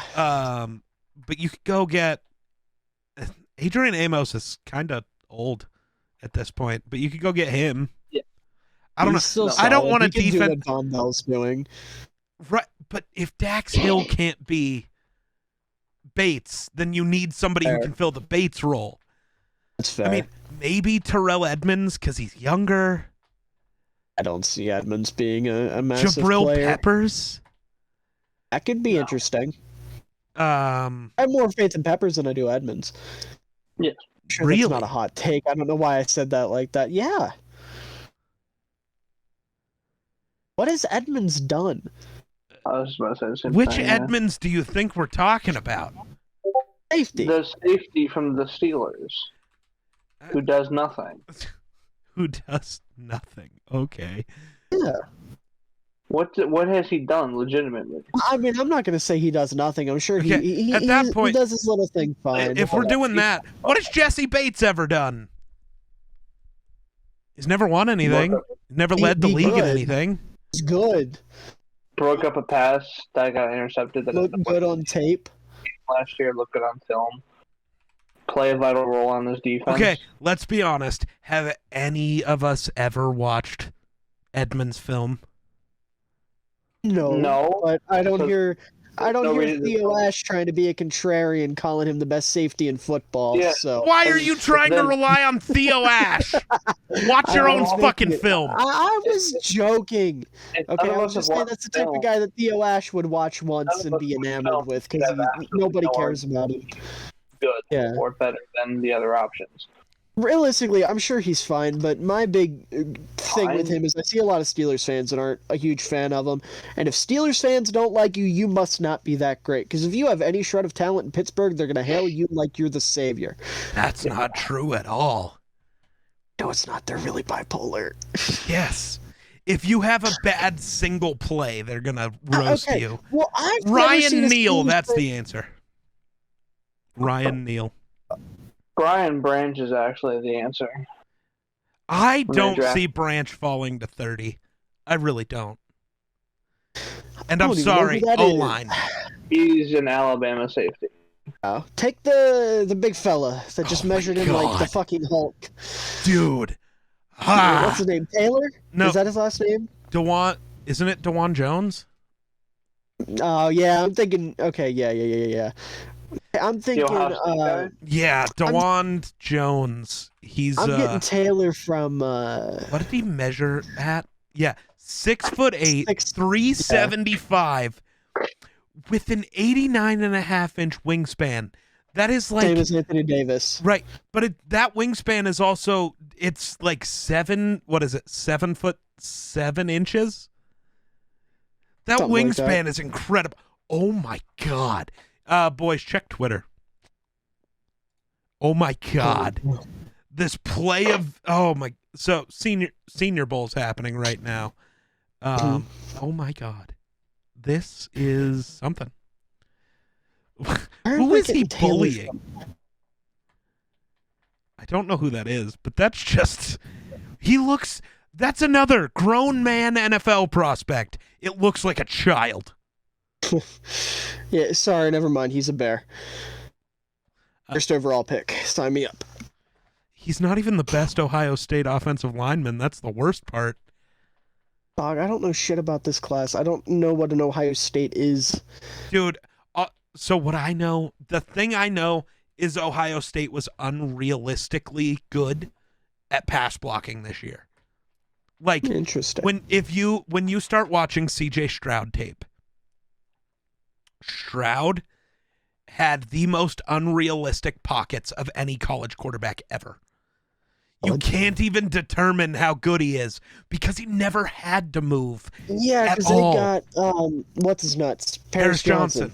Yeah. And DeJuan Jones. Yeah. Ohio State. I don't know think anything more about guys are coming out. It's me. I'm not to that point yet. I wait until after the Super Bowl to watch anything. checking. So. That's not the answer. I don't care about Ohio State going into next year. Don't care about Where did college Jake that way. go? No idea. Sorry, I was looking at an email that I got that my college is closed tomorrow for weather stuff. Oh, Dub. nice. I don't have class tomorrow, so. Dubs. I only have Um, online classes tomorrow, so it doesn't matter. So Why can't I find this NFL draft? But I think their center is also declared for the draft. I know two. I know she said The Chromebook issues. That's always funny. my No, phone's also about to die. plug it in. See, the problem with that is the mic thing is plugged into my charging Just use port. the phone mic. It probably isn't that bad. You have an iPhone. Yeah, I have some time before it dies. Might even last for the rest of the episode. Hopefully. Okay. Where the fuck? Why can I not find just like a list of prospects? Fuck it, we're going to PFF because they have a big board. It's not even a good big board. Oh my God. Oh my God. Their big board's awful. So Bryce Young is the best player in this class, apparently. That's false. Yes, Yep. quarterback. Jalen Carter's 2. Will Levis is 3. He's QB4, dog. I don't know what we're doing. Worked up white boy. Will Anderson is 4. What? No, dude, no. Will they react when he's the bear at 4? I don't see him falling all the way to 4. I really don't. Don't you shush me. Let me cook. No, if I'm the Bears, I would dream of a team like, I don't know who all has multiple first-round picks, but I'd dream of one of those teams trading up. To, like, imagine if Houston just gives you 2 and 13. I mean, I'd take it. In a perfect world, you know how you could fix your defense? Will Anderson at 2. Elijah Cansey at 12. Siaki Ika. I don't know who that is. Oregon? Baylor. Baylor defensive tackle. Okay, yeah. That dude is a monster. Yes. There. You solved your up the middle. You solved your edge rusher. There you go. What if offensive line? You let Russ cook. Mm-hmm. Oh. Okay. Anything else about Chiefs Bengals? Either team? Yeah, we got ref. Oh yeah, the refs sucked, this weekend. No rig. No, they absolutely sucked. We're not doing that. Joe Burrows, the one that pissed me off the most is Joe Burrow's intentional grounding. Right? The next drive, Mahomes has the exact same thing happen. Hit as he throws, the ball bounces 2 yards in front of a receiver. If Burrows was intentional grounding, so is Mahomes. I don't have an issue with refs missing calls. I really don't. As long as you call the game fair. If you're going to call that on Burrow, you call it on Mahomes. That's my biggest problem. If you're going to suck, at least suck fairly. Yeah. But I think I think you guys both saw my TikTok about this, but like, we need full-time refs. This is stupid. If you make money in any other way besides reffing football games, you should not be allowed to ref them. I'm sorry. That has to happen. Agreed. Then I think Pat McAfee made a great point. The little review that they did correctly in the divisional round and then weren't doing this round for some reason, where they were immediately reviewing plays and letting the refs know, hey, that wasn't a catch, hey, that wasn't a first down. Just implement that. Stop having it be a sometimes thing every play. You take an extra 5 seconds, you let them look at it in real time, and you give the refs a fail-safe.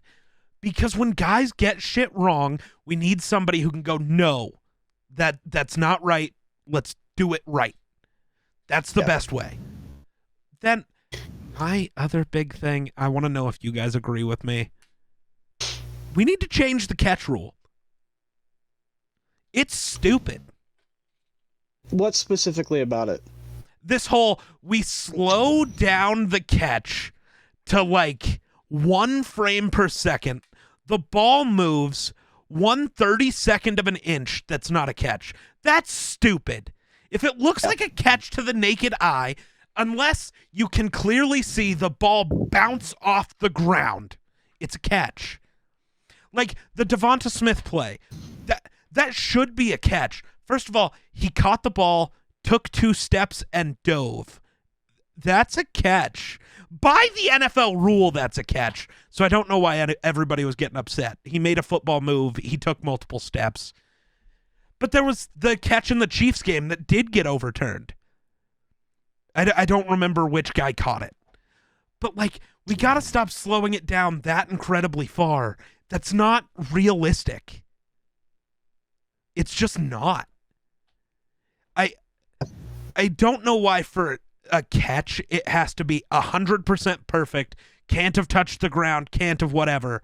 But every other rule, it's like, you can do this, you can do that. It's like, why is the catch so much more, like, why are they making a ruling around that so strict when they don't do that for anything else?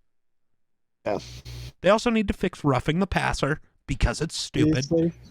When It's even horrific. Aaron Rodgers and Tom Brady are coming out and saying this is stupid, we're football players, like we're gonna get hit. You can't land with your full body weight. That's dumb. Have you Fuck ever else are they tackled supposed to someone? do? Yeah. Like, fuck. What other rule bugged me? There was something really stupid. I need NFL fans to stop complaining about holding. It's so, dude, literally every snap there's a fucking hold. It's just sometimes it's more apparent than others. Offensive line coaches literally teach players how to hold and get away with it at this point. It is a part of the game. If you're a good edge rusher, you're going to get held. If you're a good defensive tackle, you're going to get held. Yep. Like Max Crosby calling out Joey Bosa. He's absolutely right. They're elite pass rushers. It's part of the fucking game. They need to learn how to deal with it. Right. People got mad at Max Crosby over that. He was right. And I like Joey Bosa. I think he's a hell of a ball player. But he was kind of being a little bitch about it. Yeah. Well, I mean, he was. He cost them the game because of it, too. Yeah. Throwing the bitch fit about it is the real reason you lost. You can't be the best defensive player on your team and just cry, get yourself kicked out of the game, and then wonder why you lost. Yeah. Like, good God. I don't know what the ref said to him. It was obviously something not great because it caused problems. But, like, dude, you're an NFL guy. You can't let the crowd, the refs, the other team, you can't let them get to you like that. That's just dumb. That's like, I saw a post today on Twitter that was like, today's the 3-year anniversary of this obvious missed holding call in the Super Bowl, and it was like Nick Bosa getting held against the Chiefs, and it's like, dog, what are we doing? It's so even on stupid. plays where Nick Bosa gets the sack. Trust me, he got held. Yeah. I promise you, go watch the tape. There's never been a time that Myles Garrett or Aaron Donald or TJ Watt or JJ Watt or either of the Bosas or Daniil Hunter or Rashawn Gary or Khalil Mack or Von Miller, they're held every play. Mm-hmm. Sometimes their moves just win anyways because they're that fucking good. And sometimes they're not going to win. If we called every holding penalty and didn't allow offensive linemen to get away with it sometimes, every play would be a sack. Yeah. Unless you're playing against the Bears. Currently, yes. Unless it's But Madden, because Travis Gibson is going to give you 9 in a game. Travis Gibson is goated in Madden, let me tell you. But yeah, it's ridiculous to complain about holds in the year 2023. It's not fair or whatever. It's a loophole, whatever you want to call it. Part of the fucking game. That's how they rig it. Holding penalties. Fuck people who think the sport is rigged, okay? Straight up. If you think the NFL is rigged, you're a fucking moron. No ifs, ands, or buts about it. You are a fucking moron. It baffles me that people don't realize how much would have to go into rigging a football game. And even if it was just something as simple as you don't tell the players and coaches, you just have the refs call it as you're going on. Like Rodgers got an earpiece and he's like, all right, you're going to call a hold here. All right, you're going to call intentional grounding here. Some ref would have already sold his ass out for the clout and the money to TMZ, the Washington Post, whoever. If it was an NFL player, some fucking bum would have came forward about it by now. Some third string left Arian tackle Foster just came out and said that it's scripted. He has the script. Arian Foster. Listen, I will say the memes that spawned from that were fucking hysterical. I love that. Also, don't disrespect Arian Foster. He's the greatest running back in Texans history. I do like Arian Foster. Arian Foster is a dude, but the memes that come out of the script, love those. But if you legitimately think there's a script, then you're idiotic. Like, I'll put it this way. This is the most blunt way I can think to put it. We have had people literally leak government secrets. Edward Snowden is a man that exists. If Edward Snowden can get a hold of government documents, somebody would have gotten a hold of the script by now if it was real. Right. It's insane to me that people don't realize that. It truly is. Real quick, Jake, how you doing up there? You look exhausted. Does. It is. That is accurate. I am. All right. Can't lie to you. All right, let's talk about some coaches. So Yeah, let's Jake talk about the can, coaches get so we some can wrap shut-eye. up. Yep. Yeah, I mean, obviously, a lot of hires have been going on. Some coordinator hires: Kellen Moore to the LA Chargers, Vic Fangio to Miami Dolphins, Mike LaFleur to the Rams. Yes. Rams? Which And then is Nathaniel so Hackett to the Jets. And then obviously, two big things: Sean Payton, D'Amico Ryans to their respective teams. We'll start with those two. Get the big head coaches and jobs out of the way. D'Amico Ryans, I don't think this is that surprising of a hire. The organization likes him. He played for them. I mean, this is a good coach going to a not good football team. God. And I think, I mean, in my opinion, it's like they need a guy who, like, he elevated a roster that, honestly, if you look at the 49ers defense on paper before the season, you wouldn't say it was one of the best in the NFL because they didn't really have, like, the guys. But D'Amico Ryans really elevated that. And I think that's exactly what he can do with the Texans. And I don't know. Like, I think that he's probably their best option, in my opinion. I don't think there's anybody else I would have put there before him. Yeah, I mean, look at what him and Troy Polamalu had a lot to do with this as well. But look at Talanoa Hufanga. You turned a guy who, on most teams at the beginning of the season, would not have played a snap. You turned that guy into a first-team All-Pro. I think that says enough about D'Amico Ryans' coaching ability. My biggest thing is, I would never have taken the Texans job if I was D'Amico. All they have done for 2 years is prove why you cannot trust them as an organization. Yeah. They're gonna, if D'Amico Ryans doesn't win 8 games, they're gonna fire him because they're stupid, or they're gonna skip on a quarterback because they want Caleb Williams, and D'Amico's gonna win 4 games, get them the second pick, and they're gonna miss out on Caleb Williams, and they're gonna fire D'Amico. I don't trust this organization, man. They are not paying him enough to have chosen them. They're not. He needed $100 million a year, fully guaranteed. Like, because that organization is just awful. The only place worse is Washington. That's it. I will say, though, I understand why he took the job. He clearly loves the fans in Houston.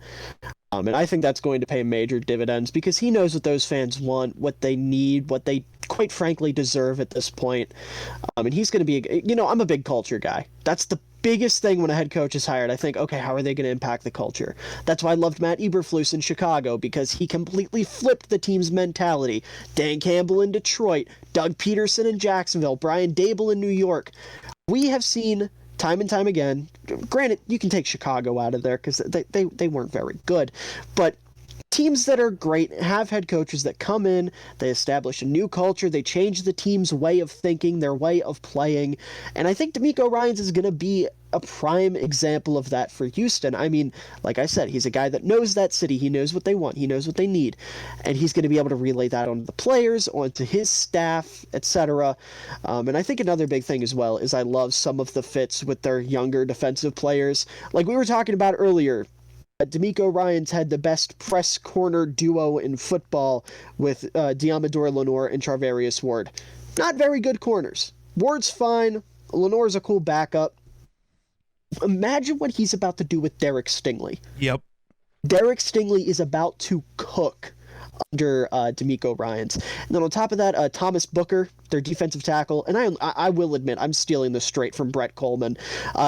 That's his boy. Thomas Booker is his boy, and he seems pretty psyched about D'Amico Ryans getting to utilize him and getting to turn him into the... I think it would be a 4-eye in his defense, I'm not entirely sure, but whatever specific interior defensive line role he's going to be playing, he's going to put him in a position to be the best he can be in that position. So I love D'Amico to Houston. I do agree with Geek. I think Houston's front office sucks, and I hope they give him more love than they gave to Lovey and Cully, but time will tell on that front. Sure. Yep. And then what are we moving on to? Sean Payton. I think we have conflicting I don't. ideals on this one. I think I'm saying like me think- and you don't agree. I think it's completely fine. I think it's a really good move. I Oh, really do. Like, here's my thing. I said this in my TikTok video. It is literally just like he will. I swear to you, he will outlast Russell Wilson. Oh, He certainly. and when he does, Sean Payton will get to start over. And this is not a team. Okay, no matter who they hired for this position, not going to win the Super Bowl this year. Not going to win the Super Bowl next year. Probably not going to win the Super Bowl with Russ. Let's be completely honest. The division they're in, the conference they're in, if Russ plays the way that Russ did, no, they will not win the Super Bowl next year. Russ now, won't play the way Payton, he did with Sean Payton. I can guarantee that. I can. No. So doesn't matter. They will not compete. I mean, not this year. If you have the best defense in football and you get Russ to play like half of what Russ is, you're gonna be competitive. Like, look, But the thing for me, because I remember, I think when I made my TikTok about it, I was like, Russ doesn't fit Sean Payton's offense. No. Yeah, I was speaking out of turn there. I really was. So since then, I've gone back. I've watched some film. Not going to lie to you. I watched Theo Ash's entire breakdown on Sean Payton's offense and Russell Wilson today. Not going to lie about it. Totally watched that. But he's right. Sean Payton has always adopted his offense to whatever QB he has. When Drew Brees still had an arm, that offense didn't look like it did in 2020 with the husk of Brees. And that offense in 2020 did not look anything like it did in 2021 with Jameis. But that 2021 offense with Jameis is kind of how I view his offense working in Denver. Because like Theo said, Russ is missing reads. He's not as mobile as he once was. Like, you're going to have to adopt it more like Jameis, where it's get the ball out a lot faster. It is more designed deep shots, which was a problem for Denver. Russ's best ability is his deep shot. Why you're not letting him do that more is strange. But the thing is that Russ can do what 2021 Jameis did, and he can do it a lot better. You're also looking at one of the best defenses in football. Now, you can't fix the offense, probably. That O-line's going to suck. Your running game, hopefully Javonte Williams comes back and is really good still, but you never know. Injuries are weird like that. There's a world where the Broncos are really good. It all depends on what Sean Payton can actually do with Russ. And based on everything I've seen, he's tailored an offense to everyone. I mean, fuck, he had Teddy Bridgewater go 6-0 and look like the best quarterback in football in 2020. Like, that was a real thing. Like, Sean Payton is that guy. And those of you on the internet, I got to bring this up again. Stop acting like trades for coaches are stupid. Belichick was traded for a first-round pick. John Gruden was traded for a first-round pick. All of these different guys. Bruce Arians was traded to the Bucks. Like, I think the actual stat is 78% of. I'm totally pulling that number out of my ass. Coaches don't get traded for. The majority of them that have been traded for won a Super Bowl with that new team. Like, that's a thing. A good coach means more than whoever you would have picked at 29. I promise you that. Yeah. I promise. And Sean Payton's not that old.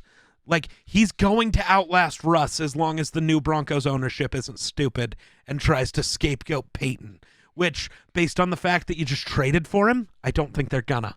I think they've decided Sean Payton runs this team well into the future. Until Sean Payton doesn't want to, basically. Or until he legitimately sucks. Which I don't see ever happening. Sorry, long-winded rant about Sean Payton. Yeah, I mean, I agree completely. Sean Payton is awesome. He's probably top 2 or 3 offensive mind I've ever seen.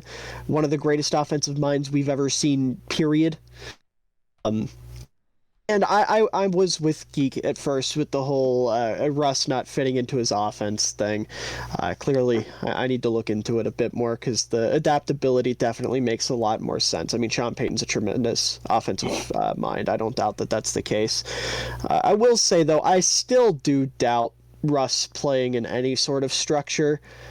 So, and that's not even a slight at Sean Payton. Like you guys said, he's going to outlast Russ, so who the fuck cares? If he's going to struggle for a year or two, and it won't even really be struggling, it'll probably be like the cusp of the playoffs type thing, where they're never really out of it because Sean Payton's there. I'm like, at worst. The 5 years with the Saints where they went 7-9 5 years in a row. Yeah. Meh. Yeah. And like Geek said, whoever they were going to pick at, what pick was it? Like 28, 29? Yeah, 29. They were not going to be as impactful as Sean Payton. I don't care who it is. So, yeah, it's a good trade. It's a great trade. Yeah. And also, I think Geek touched on this as well. I'm not going to lie, I zoned out a little bit because I got some unfortunate news that we don't need to get into. Yeah, and it's not that bad. I'm just, anyways. Yeah. You know, it's crazy how most underrated Sean Payton is at this moment because everyone's perception of what a good head coach is has been ruined by Bill Belichick because he only has one ring. Every coach that you could hire only has one ring unless you want 95-year-old Tom Coughlin. Right. That's it. It's absurd. Yeah. Peyton's awesome. Worth the trade 100%. Broncos country, you can ride again. Hopefully. Perhaps. I've always liked Russ. I hope he turns it around with Sean Payton. I mean, like, I agree. As much as I hate the Broncos, like, fuck, man, I don't want Russ to be awful. Like, that hurts. I've loved Russ forever. I wanted him in Minnesota. Kind of glad that didn't happen at this point, but I wanted him. I promise you he wouldn't have thrown it to Hawkinson on 4th and 8 with the season on the line. Yeah. Nah, he would have said, fuck it, Jay Jetta's down there somewhere. So would have, like, Baker. I would have said the same thing. Any normal human would have. I wouldn't have gotten it there, but I would have tried my darndest. But it wouldn't have mattered. JJ had figured out. He'd find it. See ball, get ball. Michael Jordan in Space Jam, extend his arm out for the ball.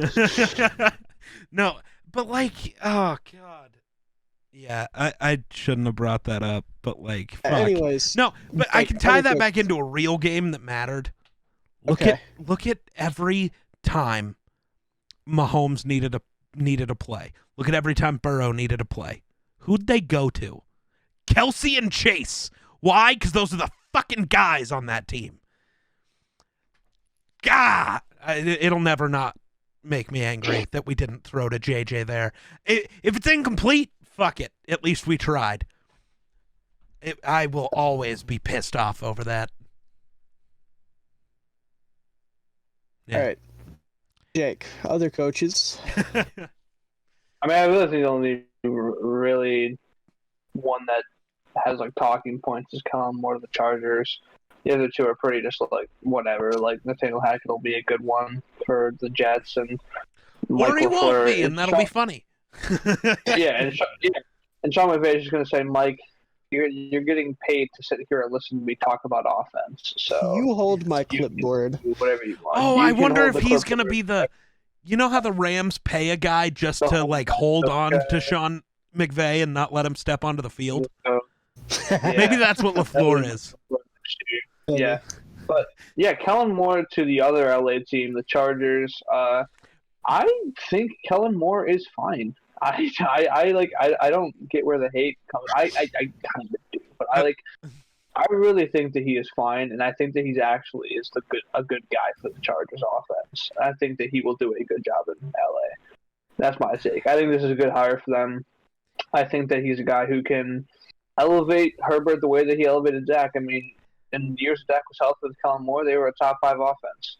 Okay, and I think that if you can run a top 5 offense with Dak, I think you can do the same with Herbert, or at least make your best attempt to. But yeah. See, that's the issue, though. Kellen Moore's offense is not that different than Joe Lombardi's. It's really not. You didn't change anything. Your car was black. You painted it black, and you said, "Hey guys, my car's got new paint." Well, yeah, it is new, but it's also exactly the fucking same. Like, other than Kellen Moore does pull out some weird shit sometimes, but like, I don't know if weird shit works with like the least talented offense in football. Like, I didn't have a draft, sure. Dude, what?